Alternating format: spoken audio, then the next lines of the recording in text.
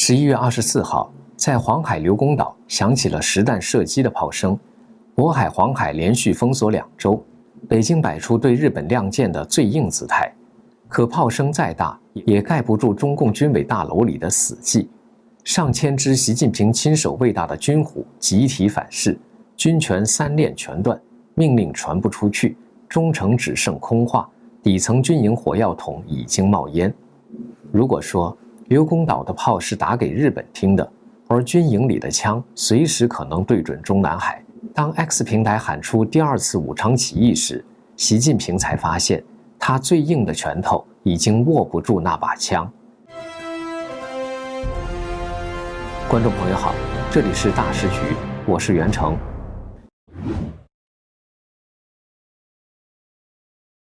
为了反制日本新首相高市早苗关于台湾有事将构成日本存亡危机的表态，中共持续对日本进行军事恫吓，从黄海中部、南部一路蔓延到北部，军事动作一波接一波。继11月17号到25号在黄海中南部举行的连续11天的实弹射击后，11月23号，中共又宣布在威海刘公岛一带进行实弹射击。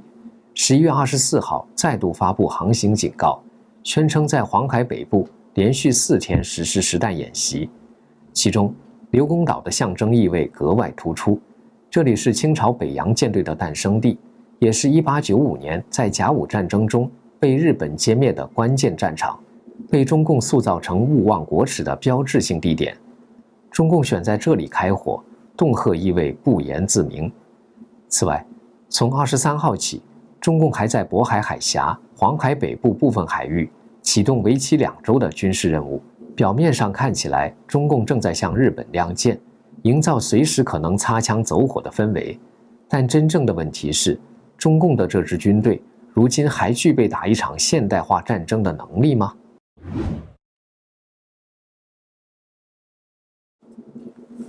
如果说中共在黄海的密集军演是在向外界营造随时能开战的假象，那么共军内部正在发生的剧烈震荡则显示出完全相反的现实。这支军队正在以前所未有的速度崩塌。2025年10月17号，中共国防部官宣了9名上将同时被开除党籍、开除军籍的消息。这不是零星打虎，而是史无前例的群虎围剿。名单之长，级别之高，速度之快，连文革后最黑暗的时刻都未曾见过。被清除的9只军虎包括军委副主席何卫东，政治局委员，军中第2号人物，近60年来首位在任落马的军委副主席；军委政治工作部主任苗华，全军人事大总管，被称军中晨曦；军委政治工作部常务副主任何鸿钧，军委联合作战指挥中心常务副主任王秀斌，东部战区司令林向阳，对台作战第一线最高主官；陆军政委秦树同，海军政委袁华志，火箭军司令王厚斌，武警司令王春宁。这9人中有8人是20届中央委员。军方中央委员本来只有44人，一次性砍掉近20%，加上先前被拿下的魏凤和、李尚福、李玉超，整个军队中央委员落马比例接近25%，远远超过文官系统，远远超过中共建政以来的任何时期。更要命的是，这9只军虎几乎全是习近平亲手喂大的家养虎。其中，何卫东在19大还是无委员、无候补的空气人，20大上直接火箭窜升20大政治局委员加军委副主席，速度之快，连李书磊都甘拜下风。苗华在福建31集团军就和习近平深度绑定，后来掌握全军人事大权，被视为习近平最锋利的军中刀把子。林向阳、王秀斌、秦树同，清一色31集团军出身，这正是习近平工作17年、亲自视察14次的嫡系老巢，如今成了重灾区。自1955年中共首次授衔以来，没有任何一个领导人像习近平这样，把上将当成自己权力的工具，大规模发放。短短10多年，他亲手晋升了79名上将，前所未有。然而，截止到2025年11月，这79人里已经有36人被官宣处理或传出确凿落马消息，接近半数。这意味着习近平亲手挑选、亲自把关、亲自按头让他们宣誓效忠的习家军，在短短3年内集体崩盘。这不是反腐，这是军虎集体反噬主人。接下来插入一段工伤时间。一个小伙子吃东西不小心咬到口腔内部，出现口腔溃疡，平常一般需要1周痊愈。旅途中试吃了一支红海参凝胶，第2天就差不多好了。这个产品是用当地海女亲自下海采到的珍稀红海参做成，配方就是90%的深海野生红海参，加10%的韩国红参，再加纯天然蓝莓原液，透过专利发酵，做成果冻口感的口服凝胶，清爽不腥，还带点果香。红海参本身含有18种氨基酸、天然胶原和活性钙，不仅能够促进细胞修复、延缓老化，还能补钙造血、改善气色，对气血虚弱、高血压、肝功能差或者是免疫力低下的人都很有帮助，非常适合长辈、成长期的孩子、加班族等。而且1盒30支，带着走超方便，早上空腹或者是运动后随手拆开就能吃，冰过之后吃起来口感更特别。我建议趁现在还有货赶快下单，不然真的缺货就要等很久。我朋友怕断货，干脆一次囤了10盒。点击描述栏的购买链接，输入优惠码大10局，就可以享受85折。中国大陆2盒起卖，4盒包邮，购满$70，美国本土包邮，满260加币，加拿大包邮。黑色星期五购物活动期间，只要在蓝莓上购买，美国地区凡单笔消费满额再享加码好礼，购物满$450赠送深黄酒蒸蜜参片1小盒，购物满$700赠送深黄酒蒸蜜参片1小盒，再加深黄酒蒸蜜黑参1整根，购物满$1000赠送深黄酒蒸蜜参片2小盒，再加深黄酒蒸蜜黑参1整根。好，我们接着讲，更残酷的细节还在后面。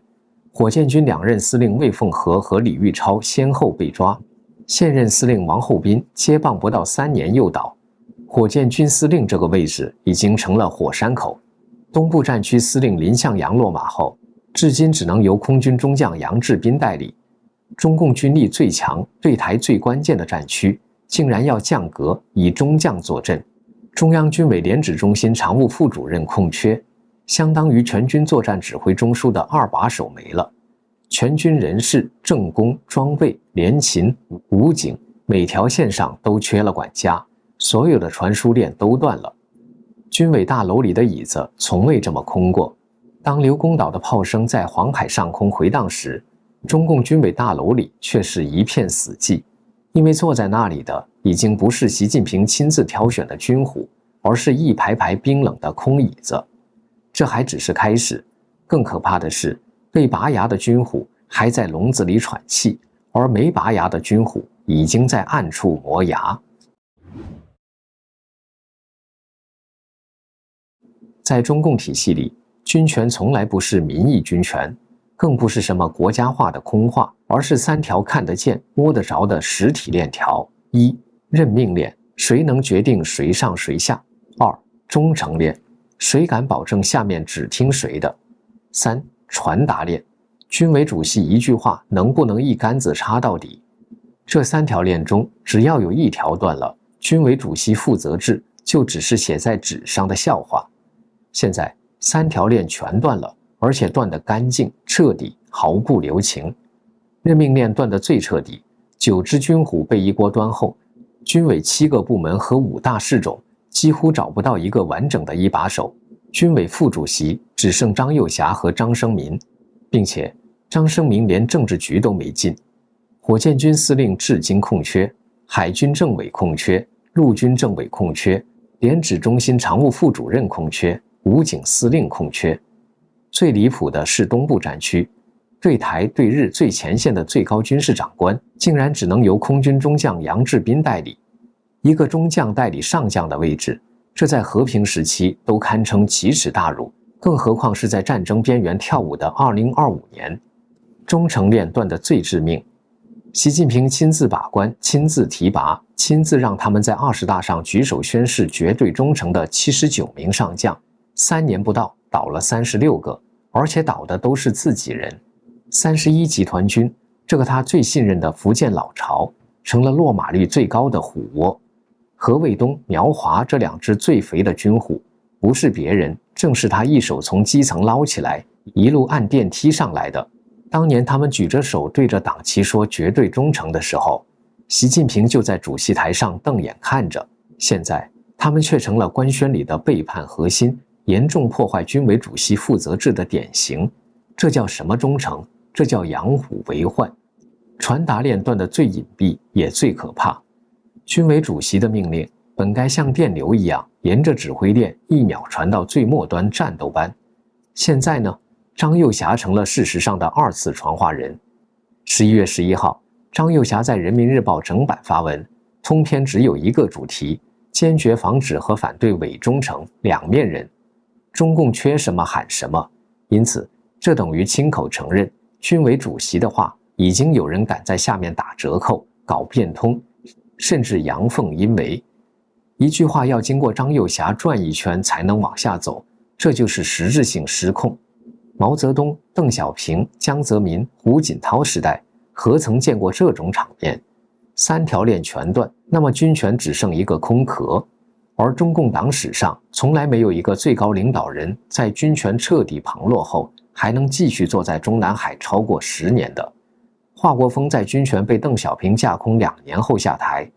胡耀邦没枪，因此瞬间辞职；赵紫阳没枪，瞬间被抓。唯一的例外是胡锦涛，靠平衡苟且了10年，已经是中共的极限记录。习近平现在已经迈出了最危险也是最可喜的第1步，权力衰退期。军权松动，但民意形象还靠维稳硬撑。接下来是第2步，实质决策权转移，最后才是第3步，全会或党代会制度确认改朝换代。历史的屠刀已经举起，只是还没落下，而落刀的那一刻，有可能比所有人预想的都要快。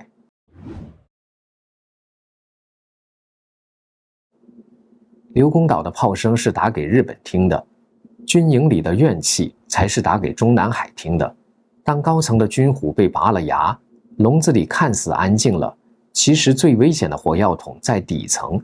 11月7号 X 平台上，一篇题为《疾呼解放军将士起义书》的帖子最近疯传，反了吧？是该策动第2次武昌起义了。作者北京民主力量发言人直接喊话现役官兵，历史已经到了这样的时刻，中国需要破局，需要大转折。有良知的解放军将士们是该拿起武器，举行新的一场武昌起义了，点燃自由的烈火，来毁灭中共暴政的黑暗。文章认为，质变中国除了需要手无寸铁并无军事训练的人民起来进行大规模的和平抗议，而迫使中共屈服并接受变革之外，对于军人，那就需要拿起武器进行起义，来迫使这个迟迟不做出变革的暴政屈服接受变革。是武昌起义了才得以迫使清帝退位的，现在需要新的武昌起义，迫使中共放弃现行专制体制。历史已经到了这样的时刻，中国需要破局，需要大转折，进入新的自由和正义的道路。历史是到了这样的时刻了，有良知的中共将士们是该拿起武器，举行新的一场武昌起义了，点燃自由的烈火，来毁灭中共暴政的黑暗。而军营里的高压早已到了变态的地步，军营里几个人住一间，走路要2人以上，手机被政工干部反复检查，脸上稍微不开心，就有人问你心里想什么。战友随时变告密者，新兵连普遍挨打，骨头被打坏不是个案。女兵被逼陪酒陪睡，京西宾馆的陪睡提干传说，连退伍老兵都听腻了。基层官兵违规翻墙已经成为普遍现象，中共军报自己承认要下大力气整治。退伍老兵成千上万包围过军委81大楼，喊的不是保卫祖国，而是还我血汗钱。这不是军队，这是高压锅，压力越大，反弹越大。张幼霞11月11号那篇人民日报文章通篇喊防止两面人伪忠诚，等于亲口承认军中到处是敢怒不敢言，表面点头背后磨刀的人，缺什么喊什么，越喊越证明问题已经烂到根子上了。历史上所有王朝的崩塌都不是从宫殿开始，而是从军营。武昌起义第一声枪响是在最底层的新军工程营响起的。今天中共军营里的火药味比刘公岛的硝烟浓10倍，真是哪一天炮口调转180度，第一声爆炸的不会在黄海，而是在中南海。刘公岛的炮声已经散了，而中共军营底层的倒计时已经开始。这里是大时局，感谢您的陪伴与思考，请订阅、分享并打开小铃铛，一起在动荡中坚守真相，在黑暗中点燃希望。